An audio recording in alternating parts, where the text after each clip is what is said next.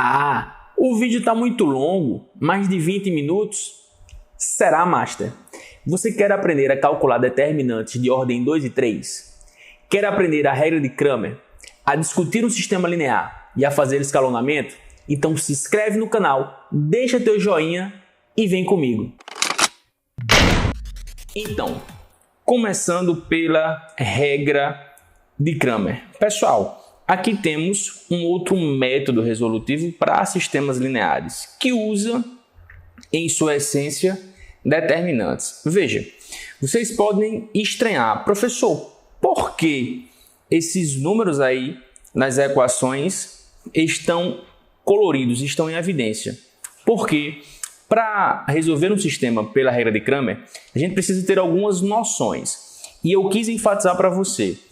Esses valores aqui, que estão em vermelho e em azul, são os coeficientes das variáveis. Quando esse coeficiente é 1, evidentemente ele não precisa aparecer. Eu evidenciei de propósito. Os termos que vocês veem após o igual são chamados de termos independentes. De acordo com Cramer, a gente precisa calcular o determinante do sistema. E o que é esse determinante do sistema? É o determinante dos coeficientes das variáveis. No caso, quais são os coeficientes? 1, 1, 1 e menos 1. Eles estão aqui. Com as cores vocês conseguem perceber mais tranquilamente o que eu estou querendo falar para vocês. E aí, pessoal, revisando a noção de determinantes de ordem 2, o que é que a gente precisa fazer, não é? É a multiplicação dos elementos da diagonal principal menos a multiplicação dos elementos da diagonal secundária. Lembrando, diagonal principal é aquela que vem da esquerda para a direita.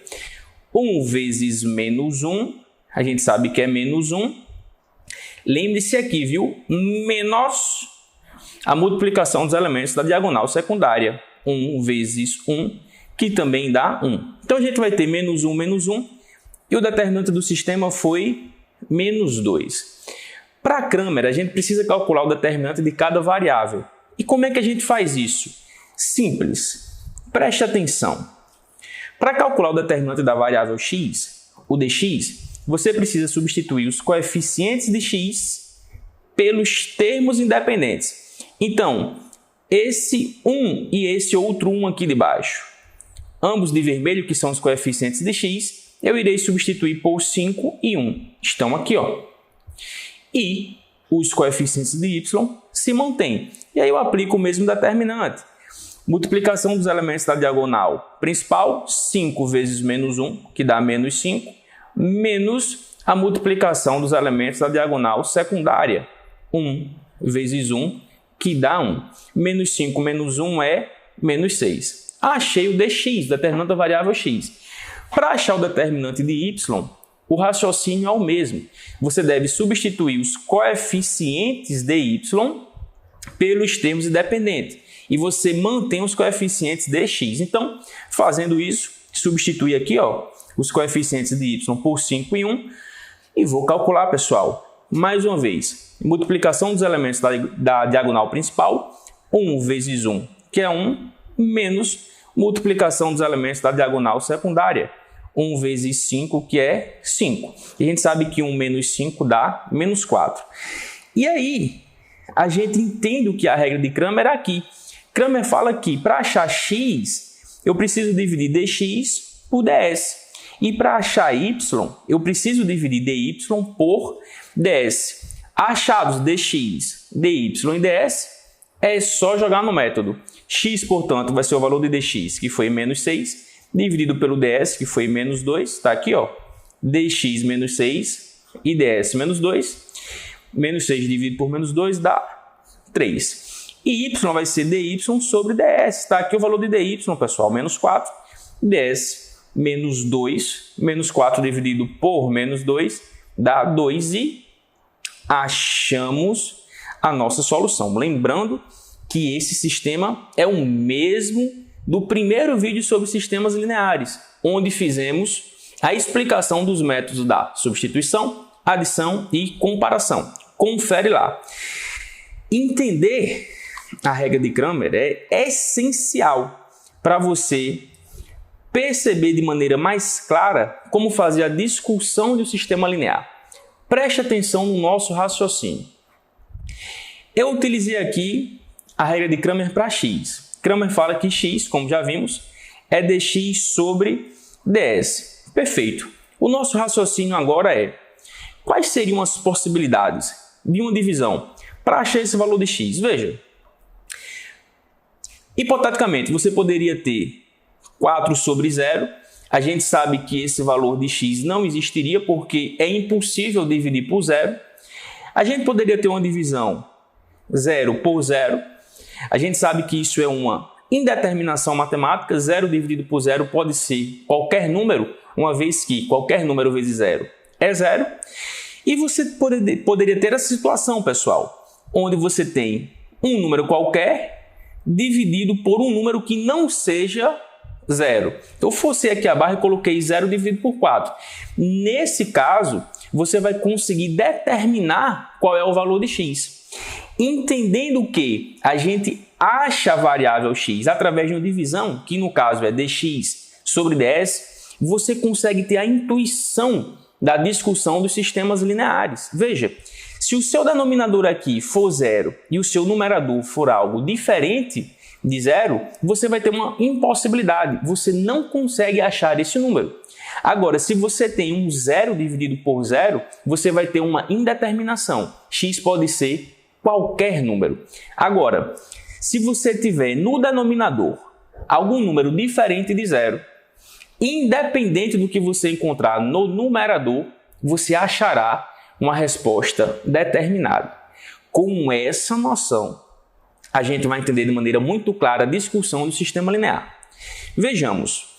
Os sistemas podem ser, pessoal, classificados em sistema possível indeterminado, SPD, vai ser aquele sistema que tem solução única.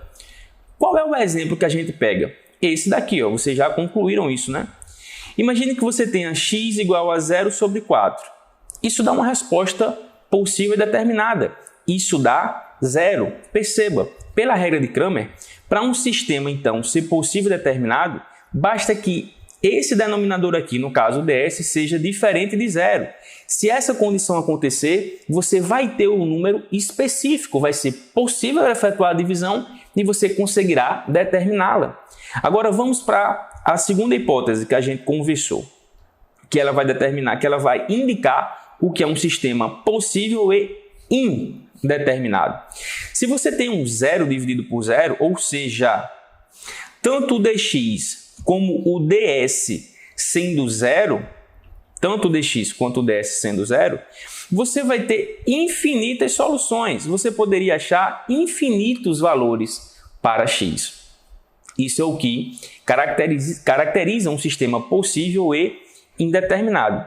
E por último, a gente vai analisar essa situação aqui, ó, onde você tem um numerador diferente de 0 e o denominador igual a 0, que é o nosso sistema impossível. Veja, é o SI, evidentemente não vai ter nenhuma solução. O que seria 4 dividido por 0? Não tem nenhum número que multiplicado por 0 dê 4. Então, quando tivermos o dx, o numerador, diferente de 0, e o ds, o denominador, igual a 0, nós temos uma impossibilidade. Nós temos um sistema impossível. O que é que você precisa entender disso? O sistema possível e determinado, ele tem uma solução única, você determina. O sistema possível e indeterminado, ele vai ter infinitas soluções. Por isso que a gente não consegue determinar. E um sistema impossível não tem solução nenhuma. A partir daí, pessoal, a gente vai ver o seguinte exemplo. Imagina a situação. Discuta o sistema abaixo. Aqui está o sistema. Eu vou discuti-lo em função de Azinho e Bzinho. O que significa discutir um sistema linear? Significa falar para quais valores de Azinho e Bzinho você vai ter um sistema possível e determinado, possível indeterminado ou impossível. Para isso, nós precisamos encontrar os valores do determinante do sistema e do determinante de uma das variáveis. E assim a gente faz, já que a gente entendeu a regra de Cramer. O que é o determinante do sistema? O determinante dos coeficientes. No caso aqui, ó, Azinho, 1, 1 e menos 1. Que tal o determinante do sistema?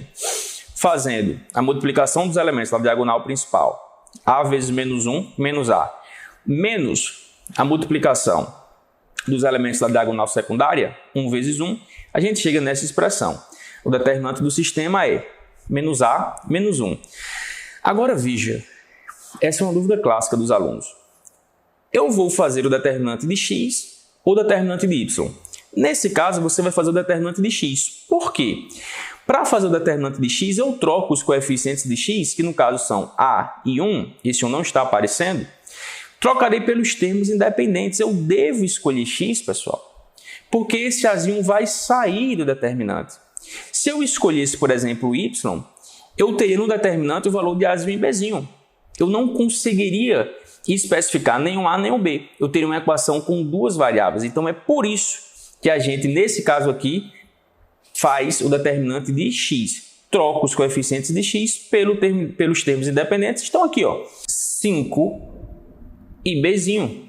E aí, mantendo os coeficientes de y, 1 e menos 1, eu aplico mais uma vez o procedimento para calcular o determinante de ordem 2. Multiplicação dos elementos da diagonal principal, 5 vezes menos 1, que é menos 5, menos multiplicação dos elementos da diagonal secundária, b vezes 1, que é bzinho.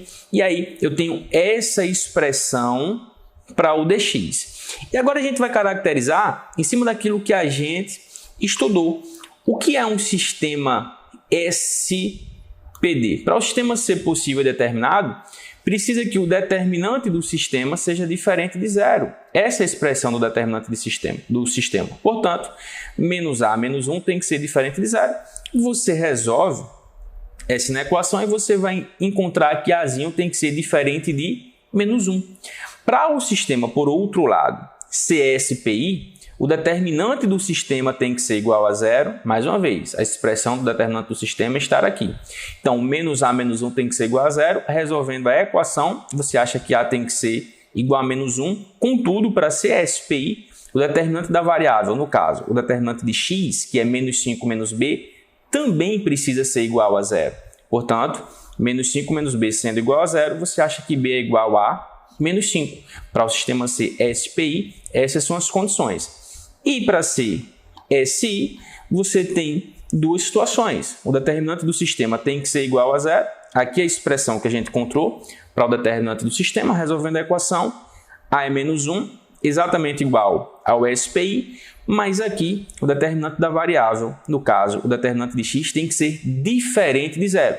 Resolvendo a equação, a gente acha que B tem que ser diferente de menos 5. E aí você concluiu todas as situações que fazem o sistema ser possível e determinado, possível e indeterminado e impossível. É assim que se discute um sistema linear. Indo para o fim da nossa videoaula, a gente vai entender agora como é que resolvemos sistemas de ordem 3, sistema 3×3. Primeiro, pessoal, eu vou mostrar aqui como você resolve esse sistema pela regra de Cramer. É o ideal? Não. Por quê? Você vai ter que fazer vários determinantes de ordem 3, o que vai fazer você perder tempo. A melhor maneira é o escalonamento. Primeiro eu vou mostrar por Cramer, até para que a gente consiga revisar as maneiras, as formas de você encontrar um determinante de ordem 3. Então, vamos lá. Por Cramer, como a gente já fez, você precisa achar o determinante do sistema, que são os determinantes, que é o determinante dos coeficientes das equações. Aqui, ó, os coeficientes 1, 2 e 1, primeira coluna, menos 1 e 2, está aqui, ó, nossa segunda coluna, 1, 3 e 2. Está aqui, nossa terceira coluna. O primeiro método que eu vou mostrar para você é a aplicação clássica de Sarri, onde nós devemos repetir as duas primeiras colunas, fazer 3 multiplicações da esquerda para a direita e 3 multiplicações da direita para a esquerda. Contudo, preste atenção no seguinte. Quando você faz as 3 multiplicações da esquerda para a direita, 1 vezes menos 1 vezes 2, dá menos 2. Aí quando você vem para cá, ó, menos 1 vezes 3 vezes 1, dá menos 3, está aqui. 1 vezes 2 vezes 2, dá mais 4. A resposta está aqui. Atenção agora, quando você faz as multiplicações voltando da direita para a esquerda, você deve trocar o sinal. Cuidado para não errar isso, hein? Menos 1 vezes 2 dá menos 4. Aí você coloca, ó, mais 4. 1 vezes 3 vezes 2 dá 6. Aí você coloca, ó, menos 6. 1 vezes menos 1 vezes 1 dá menos 1. A gente coloca mais 1. Fazendo aqui essa soma, nós encontramos que o determinante do sistema é menos 2. E você entendeu aí a primeira forma de fazer o determinante de ordem 3. Para achar o dx, eu vou mostrar uma segunda opção. Veja bem, é mais fácil. Pegue os termos extremos. Esse 1, você coloca ele lá embaixo. Esse 24, você coloca ele lá em cima. Essa inversão você também faz na última coluna. Esse 1 desce e esse 2 sobe. A partir daí, você também vai fazer 3 multiplicações da esquerda para a direita e 3 da direita para a esquerda. Veja, 15 vezes 2 vezes 1 dá 30. 1 vezes menos 1 vezes 2 dá menos 2. 24 vezes menos 1 vezes 3 dá menos 72. Lembre-se que nas multiplicações, voltando, você deve trocar o sinal. 2 vezes menos 1 vezes 15 dá menos 30, a gente coloca mais 30. 1 vezes menos 1 vezes 24 dá menos 24, a gente coloca mais 24. 3 vezes 2 vezes 1 dá 6, a gente coloca menos 6. Resolvendo a soma, nós encontramos que o dx vale 4. E agora, pessoal, para achar o dy, eu vou mostrar o último método. Assim que você olha, causa um choque. E a nossa primeira reação é: nunca farei isso. Contudo, eu sempre falo para os meus alunos. Esse é o método da borboleta. Perceba, parece aí asas de borboleta, né? Forçando a barra. Você vai utilizar esse método porque você não precisa necessariamente fazer esses traços. Basta que você acompanhe com o seu lápis a sequência correta dos números. São também 3 multiplicações da esquerda para a direita e 3 da direita para a esquerda. Perceba que a gente sempre deve pegar 3 números. Veja, 1 vezes 15 vezes 2 dá 30. Olha a sequência aqui, ó. 1 vezes 3, só peguei 2 fatores. Eu tenho que fazer essa entrada aqui, ó, para pegar o terceiro fator. 1 vezes 3 vezes 1, que é 3. E por último, 1, faltando 2 fatores. Olha a entrada. Pega o 24 e pega o 2. 1 vezes 24 vezes 2, 48. Fazendo as 3 multiplicações voltando, 1 vezes 15 vezes 1 dá 15, a gente troca o sinal. 1 vezes 2, pega o último número lá, ó, vezes 2, dá 4, a gente coloca menos 4. E 1 vezes 24 vezes 3 dá 72, a gente troca o sinal. Essa soma dá menos 10. Eu fiz o seguinte, achei o dx e achei o x, aplicando o Cramer, dx sobre ds, e achei o y, aplicando o Cramer, dy sobre ds. Dx deu 4, ds deu menos 2. Portanto, x vale menos 2. Dy deu menos 10, ds deu menos 2. Menos 10 por menos 2, a gente acha que y é 5. Aí você me pergunta, professor, mas o sistema tem 3 variáveis. Cadê z? Pessoal, eu não preciso aplicar outro determinante de ordem 3 para achar z. A primeira equação do sistema era essa, x menos y mais z é 1. Sabendo os valores de x e y, eu consigo achar z. Se liga nessa dica master. Resolvendo essa equação, menos 2 menos 5 é menos 7, passa para o segundo membro positivo, z, portanto, vai ser 8 e você tem a sua resolução. É demorado, né? Eu sei. Professor, então, para terminarmos a nossa aula, como resolver um sistema linear de maneira mais prática? Fazendo o escalonamento. Pessoal, prestem atenção. Aqui você precisa seguir um passo a passo e você precisa seguir de maneira exata. Veja, a base do escalonamento é, com a primeira variável, você deve anular uma variável da segunda equação e outra variável da terceira equação. Como é que a gente faz isso? Através de combinações lineares entre os números. Veja, para eu cancelar o 2x da segunda equação, eu precisaria somá-lo com quanto? Com menos 2. Portanto, Se eu pegar a primeira equação toda, multiplicar por menos 2 e somar com a segunda, eu vou cortar esse 2x. Veja, x vezes menos 2 é menos 2x. Menos 2x mais 2x dá 0. Menos y menos 2 é mais 2y. Mais 2y menos y é y. Z vezes menos 2 é menos 2z. Menos 2z mais 3z é z. 1 vezes menos 2 é menos 2. Menos 2 mais 15 é 13. O mesmo raciocínio eu devo aplicar para anular uma variável da terceira equação. Para anular o x, perceba, você precisa somar esse x com que termo para que ele seja anulado? Com menos x. Então, se você pegar a primeira equação e multiplicá-la por menos 1, olha o que vai acontecer. X vezes menos 1, pessoal, é menos x. Menos x mais x dá 0. Menos y vezes menos 1 dá mais y. Mais y mais 2y dá 3y. Z vezes menos 1 é menos z. Menos z mais 2z vale z. 1 vezes menos 1 é menos 1. Menos 1 mais 24 é 23. A dica é, repete a primeira equação e aqui você vai colocar o resultado das somas com a segunda e com a terceira.